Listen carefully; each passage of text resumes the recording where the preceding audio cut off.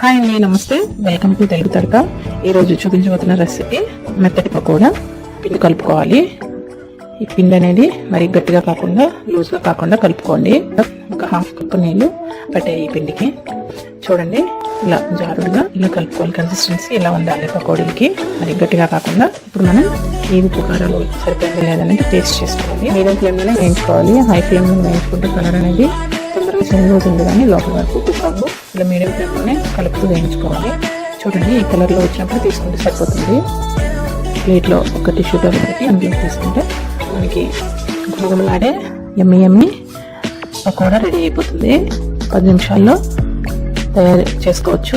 ఎవరైనా అనుకోకుండా ఇంటికి ఎవరైనా వచ్చినప్పుడు అప్పటికప్పుడు చేసుకునే రెసిపీ. చూడండి, తుంచి చూపిస్తున్నాను. ఉల్లిపాయ ముక్కలు కూడా మనం 1 కప్పు వేయడం వల్ల చాలా మనకి ఉల్లిపాయ ముక్కలు